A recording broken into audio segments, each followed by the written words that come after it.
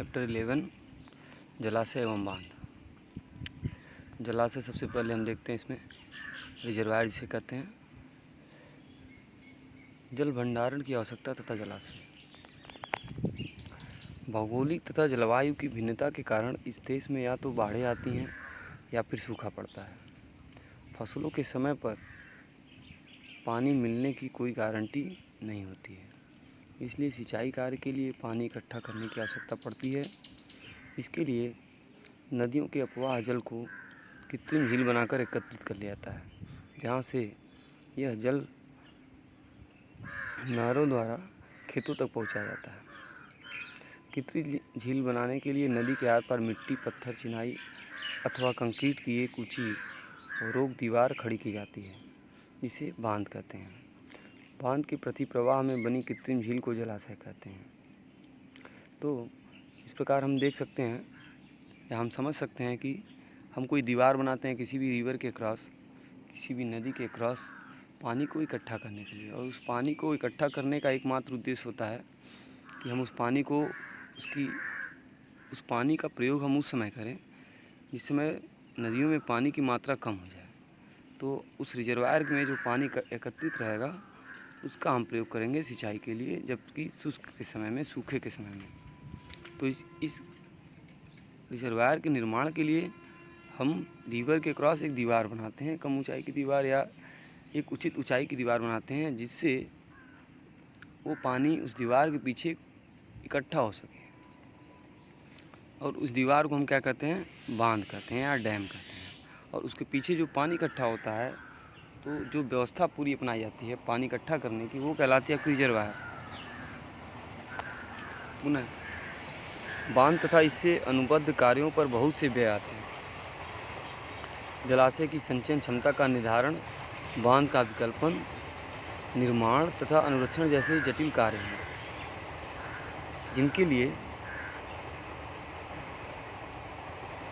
अनुभवी इंजीनियरों तथा श्रमिकों की आवश्यकता पड़ती है। बांध एक बहुत ही महंगा प्रोजेक्ट होता है और अच्छा खासा समय लगता है, और इस निर्माण में बहुत ही कुशल वर्करों की ज़रूरत पड़ती है। फिगर आप देख सकते हैं रिजर्वायर का, एक दीवार बनाई गई है, इस दीवार के पीछे जलाशय है। उस जलाशय में एकत्रित पानी को हम क्या करते हैं? सिंचाई के लिए प्रयोग करते हैं। तो ये कॉन्सेप्ट था आपका रिजर्वायर का। इसके बाद जलाशय से या बांध से संबंधित कुछ शब्दावलियाँ हैं, कुछ टर्म्स हैं जिनको हम देखेंगे। सबसे पहला है जलाशय की क्षमता। जलाशय में एकत्रित पानी को 10 लाख घन मीटर अथवा हेक्टेयर मीटर में प्रदर्शित करते हैं। पूर्ण जलाशय तल। जलाशय में पानी का वह तल जहाँ तक यह साधारण तौर पर भरा जाता है, पूर्ण जलाशय तल कहलाता है। उच्च बाढ़ तल।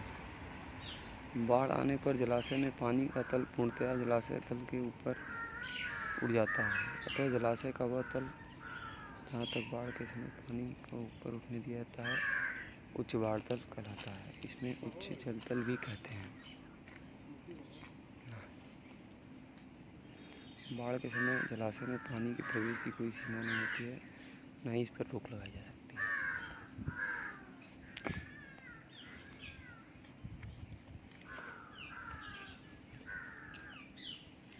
बाढ़ के समय जलाशय में पानी के प्रवेश की कोई सीमा नहीं होती, न ही इस पर रोक लगाई जा सकती है। बढ़ते बढ़ते यह बांध से ऊपर उठ सकता है, परंतु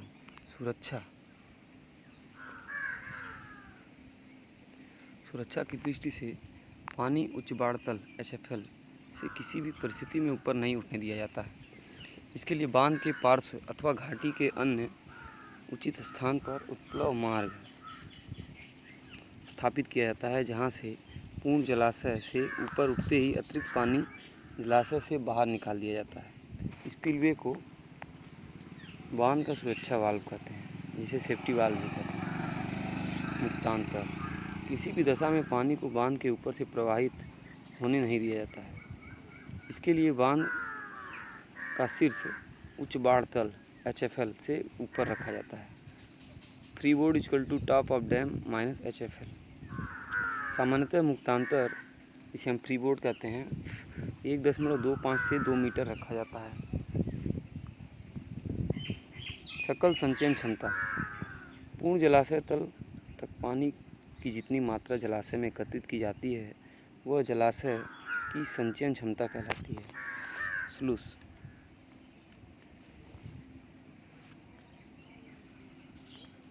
बांध से पानी के निकासी के लिए इसमें आर पार जो छिद्र बनाए जाते हैं उन्हें स्लूस कहते हैं। ये दो प्रकार के होते हैं, सप्लाई स्लूस और निघर्षण स्लूस।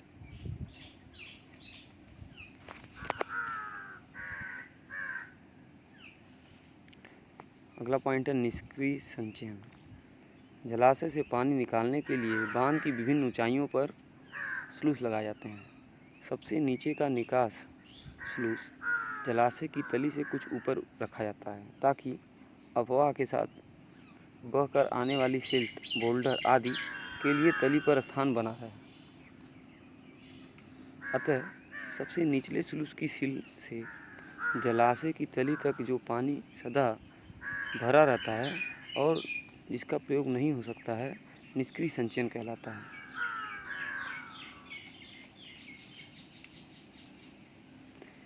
चित्र आप देख सकते हैं, इसमें अलग अलग पॉइंट दिखाया गया है। उच्च बाढ़ तल दिखाया गया है, सक्रिय संचयन दिखाया गया है, पूर्ण जलाशय तल दिखाया गया है, अधिभार संचयन दिखाया गया है, उस डैम का शीर्ष दिखाया गया है। इसमें गैलरी बनाई गई है इंस्पेक्शन के लिए। दो स्लूस होते हैं, सप्लाई स्लूस और निघर्षण स्लूस। इस पे गेट लगे होते हैं। और निष्क्रिय संचयन। अगला पॉइंट है सक्रिय संचयन। पूर्ण जलाशय तल FLL से लेकर सबसे नीचे के स्लूस के बीच पानी की मात्रा जो सिंचाई तथा अन्य उपयोगों के लिए उपलब्ध रह सकती है, जलाशय का सक्रिय संचयन कहलाती है।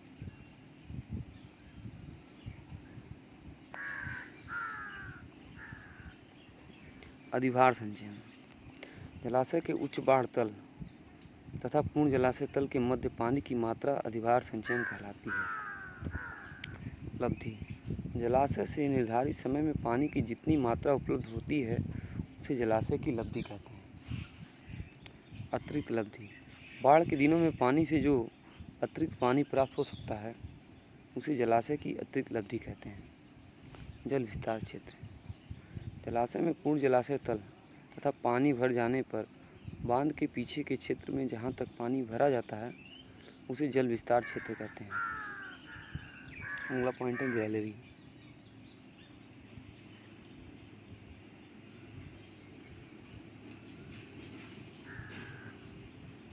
बांध के पिंड में इसकी लंबाई की दिशा में एक सिरे से दूसरे सिरे तक विभिन्न तलों पर पर्याप्त परिमाप के छिद्र, जिन्हें गलियारे कहते हैं, रखे जाते हैं। गैलरी में पहुंचने के लिए इसके सिरे पर लिफ्ट, जीना या क्रॉस गैलरी बनाई जाती है। जलाशय के उद्देश्य। किसी भी जलाशय के निम्न उद्देश्य होते हैं। पहला है सप्लाई के लिए, सिंचाई के लिए पूरे वर्ष के लिए जल इकट्ठा करना। दूसरा है नगरों की जल आपूर्ति योजना के लिए पानी उपलब्ध कराना।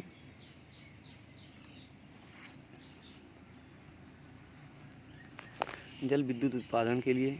चौथा है नदी के अत्यधिक अपवाह का संग्रह करके निचले क्षेत्र को बाढ़ से बचाना। अगला पॉइंट है नदी के ऊपरी भाग में पानी की गहराई बढ़ाकर नौ संचालन की व्यवस्था करना। लास्ट है कृत्रिम झील का मनोरंजन, नौका विहार तथा मत्स्य पालन के लिए प्रयोग करना। अगला है पॉइंट जलाशय के निर्माण से हानि। जलाशय क्षेत्र में बसे नगर, गांव, अचल संपत्ति तथा खेतिहर भूमि सदा पानी में डूब जाता है। इसके लिए सरकार मुआवजा देना पड़ता है।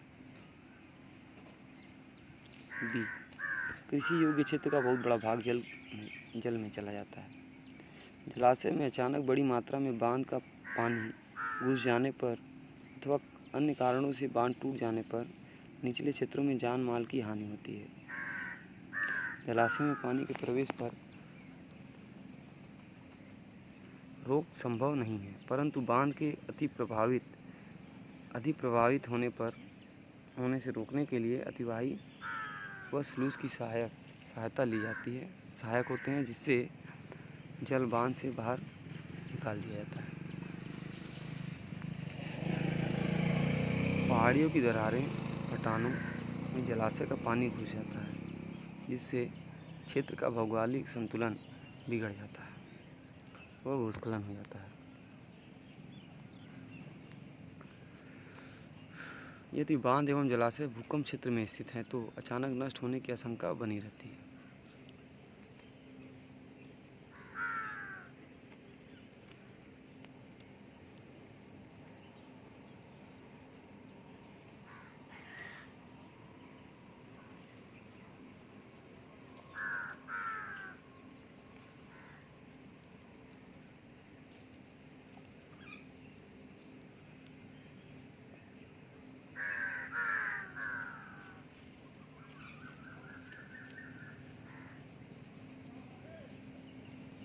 अगला पॉइंट है जलाशय तथा बांध के आयोजन के लिए अन्वेषण।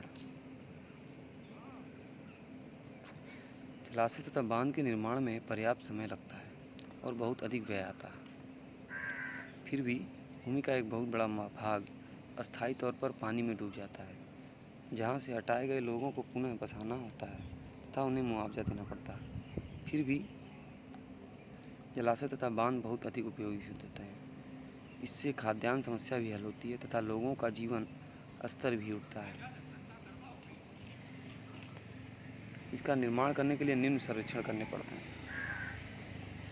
पहला है भूवैज्ञानिक अन्वेषण, इसे जियोलॉजिकल इन्वेस्टिगेशन कहते हैं। दूसरा है इंजीनियरिंग सर्वेक्षण, इंजीनियरिंग सर्वे करते हैं। तीसरा है जल सर्वेक्षण, हाइड्रोलॉजिकल सर्वे कहते हैं। सामाजिक आर्थिक सर्वेक्षण, इसे सोशियो इकोनॉमिक सर्वे कहते हैं। पहला भूवैज्ञानिक सर्वेक्षण अन्वेषण। विभिन्न देशों में गत वर्षों में कुछ बांधों के नष्ट हो जाने के कारण भूवैज्ञानिक अन्वेषण का महत्व बढ़ जाता है, क्योंकि अधिकतर भूवैज्ञानिक कारण से ही नष्ट हुए हैं। भूवैज्ञानिक अन्वेषण के लिए जलाशय तथा भूमिगत स्तरों की परख की जाती है। इसके लिए भूमि में ड्रिलिंग द्वारा उचित गहराई पर छिद्र किए जाते हैं। भूवैज्ञानिक सर्वेक्षण में निम्न का पता लगाया जाता है। पहला मृदा तथा चट्टानों का अध्ययन, इसमें हम मृदा और चट्टानों के अध्ययन करते हैं, जो भी अलग अलग लेयर होते हैं। मृदा तथा चट्टानों की गहराई, कितनी गहराई तक पाए जाते हैं। मृदा तथा चट्टानों की जलावद्धता, मृदा तथा चट्टानों का प्रकार, मृदा तथा चट्टानों का धारण क्षमता, मृदा तथा चट्टानों की संरचनात्मक लक्षण जैसे दरारें, पठान, भ्रंश, जोड़ इत्यादि। इसकी सहायता से जलाशय व बांध पर भूकंप इत्यादि के प्रभाव का पता लगाया जाता है। इंजीनियरिंग सर्वेक्षण, जलाशय की सीमा, घेरा धारिता तथा बांध की स्थिति निर्धारित करने के लिए उस क्षेत्र के स्थलाकृति तथा समोच्च नक्शे तैयार किए जाते हैं। इसके लिए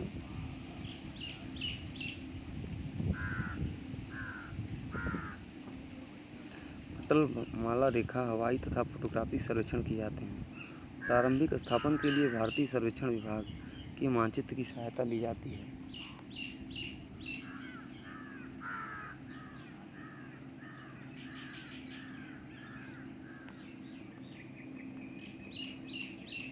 समोच्च रेखाओं से आवास क्षेत्र तथा जलाशय क्षेत्र ज्ञात कर लिया जाता है। समोच्च रेखाओं का अंतराल ज्ञात होने से जलाशय के जलमग्न क्षेत्र का क्षेत्रफल निकाला जा सकता है। जलाशय की धारिता ज्ञात कर ली जाती है। किसी कंटूर पर स्थित क्षेत्र का क्षेत्रफल पानी मीटर द्वारा निकाल लिया जाता है। कैपिटल V = H/3 ब्रैकेट में A1 A2 plus √A1 + A2, जहाँ पर B दो समोच्च रेखाओं के मध्य का पानी का आयतन, कैपिटल H समोच्च रेखाओं का अंतराल, A1 A2 समोच्च रेखा से घिरे क्षेत्र का क्षेत्रफल। जल सर्वेक्षण, जलाशय में वर्ष में आने वाली पानी की सही तथा विस्तृत जानकारी प्राप्त करना आवश्यक है। विशेष तौर पर बहुउद्देशीय जलाशयों के लिए जिन पर विद्युत उत्पादन की व्यवस्था की जाती है। जल विद्युत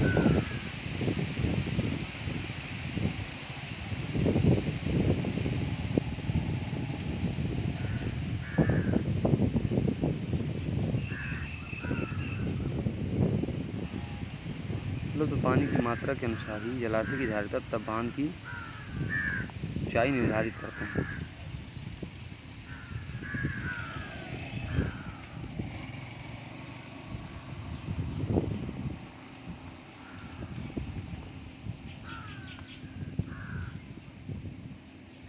सामाजिक तथा आर्थिक सर्वेक्षण।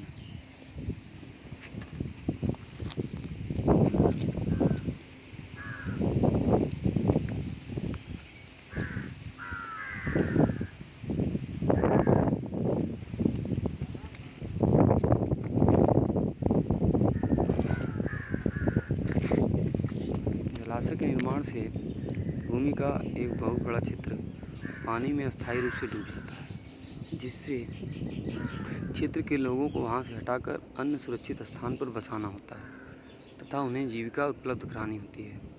जलाशय के निर्माण से होने वाली राजनीतिक व सुरक्षात्मक प्रभावों का अध्ययन किया जाता है। विशेष तौर पर ऐसा जलाशय जो देश की सीमा के पास स्थित है अथवा इसमें दूसरे देश की नदियों पानी आकर मिलती हैं। मितव्ययी योजना के लिए जल मग्न भूमि का क्षेत्रफल जलाशय से सिंचित क्षेत्र का 20% से अधिक नहीं होना चाहिए। जलाशयों के लिए स्थल चयन निम्न बातों पर ध्यान रखना आवश्यक है। पहला है धारिता। जलाशय की धारिता पर्याप्त होनी चाहिए ताकि इससे पूरे वर्ष सिंचाई क्षेत्र की पानी की मांग पूरा हो सके। सूखा पड़ने अथवा कम वर्षा के वर्षों में जलाशय में सिंचाई के लिए पानी उपलब्ध रहे। स्थिति जलाशय क्षेत्र के निकट होना चाहिए ताकि नहरों की लंबाई न्यूनतम हो व निर्माण व्यय कम हो।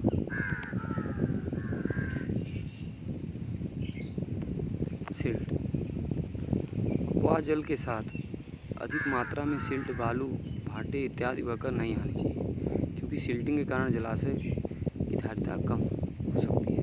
कंडीशन जलाशय का तल तथा साइडों की भूमि में दरारें, फटान, जोड़, वलय इत्यादि नहीं होनी चाहिए। आकार जलाशय का आकार कटोरीनुमा होना चाहिए और साइडों पर गहराई अधिक हो ताकि वाष्पन के कारण क्षति कम हो। निकास जलाशय में पानी के निकास का मार्ग एक ही होता है ताकि एक बांध के निर्माण से ही जल संचयन होता है। भूकंप जलाशय भूकंपग्रस्त क्षेत्र में नहीं होना चाहिए, अन्यथा बांध फट सकता है और निकट के क्षेत्र में बाढ़ आ सकती है। हानिकारक लवण जलाशय की चट्टानों मृदाओं में घुलनशील हानिकारक लवण, खनिज आदि नहीं होनी चाहिए। आबादी क्षेत्र जलाशय क्षेत्र में आबादी कम होनी चाहिए ताकि लोगों को विस्थापन समस्या गंभीर ना हो।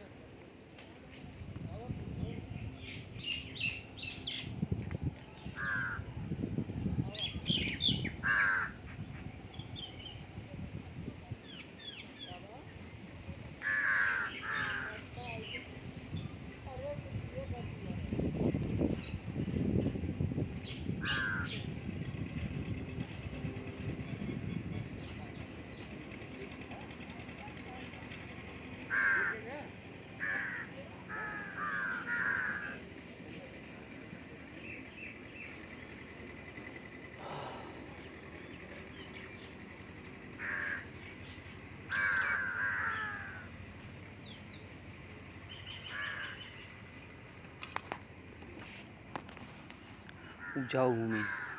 यह उपजाऊ भूमि फलों के बाग इत्यादि में स्थित नहीं होनी चाहिए। नगर तथा औद्योगिक क्षेत्र। जलाशय बड़े नगर, घनी आबादी व औद्योगिक क्षेत्र से दूर रहें। बांध की लंबाई।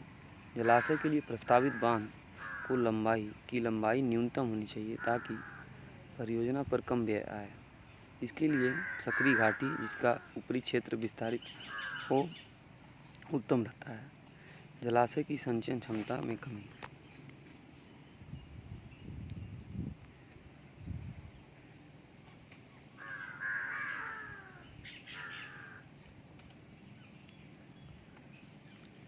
जलाशय व बांध अस्थायी संरचनाओं के अंतर्गत लिए जाते हैं। सामान्यतः इसकी लाभकारी आयु 100 वर्ष से अधिक ली जाती है।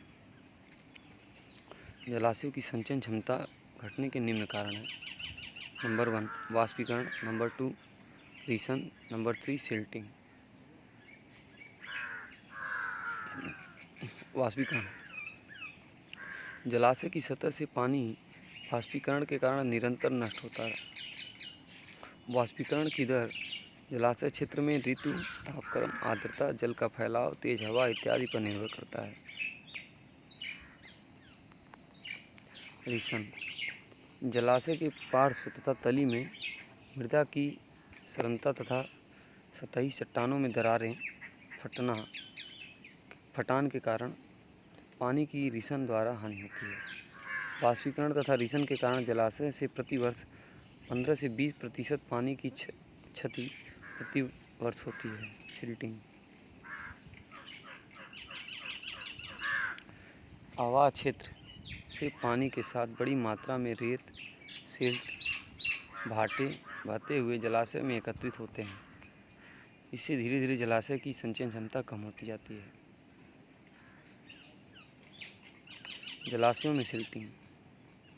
जल ग्रहण क्षेत्र में जब अपवाह जल तेजी से बहता हुआ जलाशय में आता है तो अपने साथ बालू, सिल्ट, मिट्टी, बजरी, भाटे इत्यादि को बहा कर ले आता है।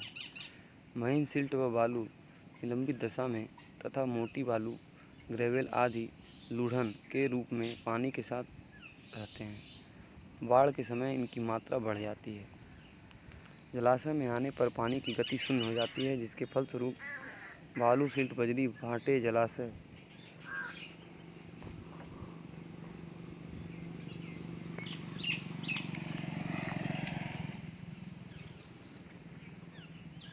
की तली में एकत्रित हो जाते हैं। जलाशय में सिल्टिंग का एकत्रित होना जल ग्रहण क्षेत्र का क्षेत्रफल, प्रकार, वास्तविक ढाल, वास्तविक दशा, वानस्पतिक दशा, वर्षा की मात्रा पर निर्भर करती है।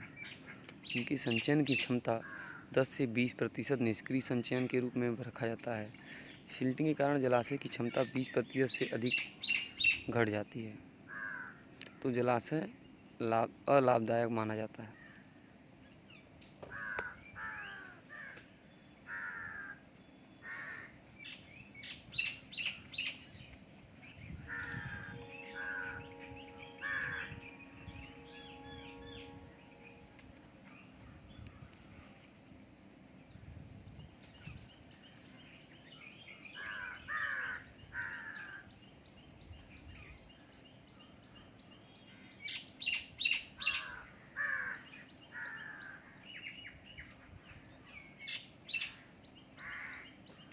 सिल्टिंग रोकने के उपाय। जलाशयों में सिल्ट के प्रवेश को पूरी तरह से नहीं रोका जा सकता, परंतु इसकी मात्रा कम करने के लिए निम्न उपाय का प्रयोग करते हैं। सबसे पहला है रोक बांध का निर्माण करके।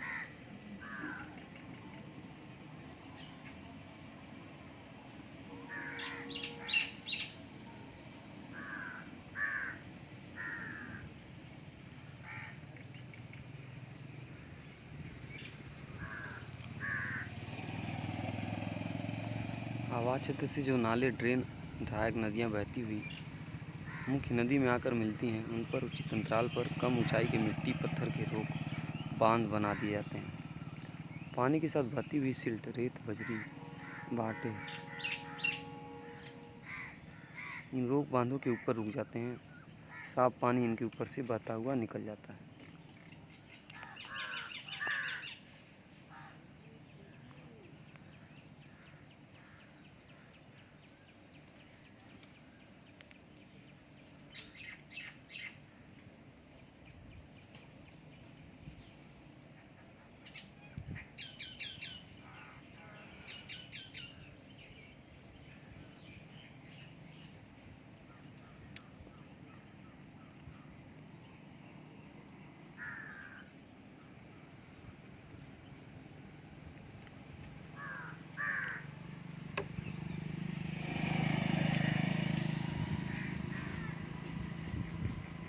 रोक बांध फिगर में आप देख सकते हैं, अलग अलग स्ट्रीम पे नदी के क्रॉस रोक बांध बनाए गए हैं। यहाँ से पानी जो है इस रोक बांध के ऊपर से होके निकलता है। समोच्च खाइयाँ खोदकर। आवास क्षेत्र में समोच्च रेखीय घाटी खोइयाँ खोदकर पानी के प्रवाह को कम किया जाता है, जिससे ढालू भूमि का अपर्दन रुक जाता है और पानी में सिल्ट की मात्रा कम होती है। भूमि संरक्षण के लिए यह विधि अपनाई जाती है।